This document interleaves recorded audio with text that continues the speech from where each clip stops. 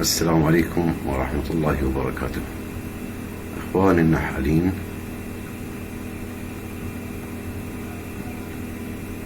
درسنا لهذا اليوم هو عبارة عن معلومات عامة في النحل. السؤال الأول: كيف يمكن للنحال إيقاف عملية السرقة بين طوائف منحله؟ لإيقاف عملية السرقة بين طوائف المنحل عدة طرق. الطريقة الأولى: تضييق مدخل الخلية المعتدى عليها.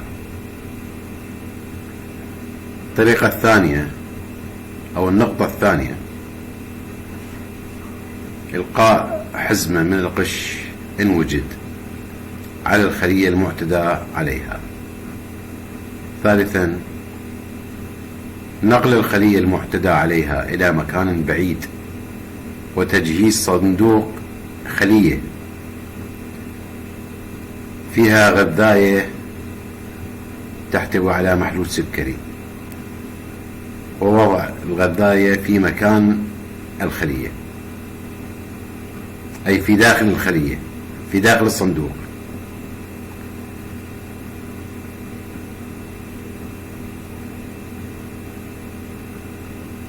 عندما ينتهي ما فيه من محلول سكري نتيجة حصول النحل عليه، سوف تتوقف وتنتهي عملية السرقة.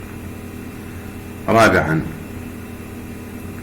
رش النحل السارق أثناء هجومه بمحلول ملحي مخفف، وكذلك رش مدخل الخلية المعتدى عليها بهذا المحلول حتى يمتنع النحل السارق.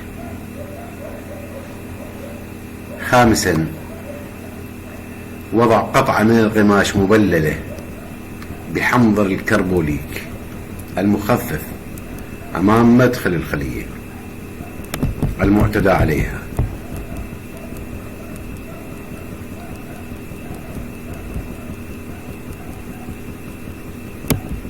الدرس الثاني لهذا اليوم: إخواني الأعزاء، كثيرا ما نسمع عن موسم الفيض، ولكن السؤال هو: كيف يستدل مربي النحل على علامات موسم الفيض؟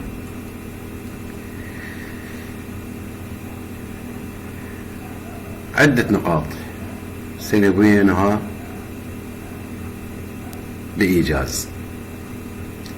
يستدل مربي النحل على علامات موسم الفيض عن طريق: أولا، كثرة تفتح الأزهار بالحقول.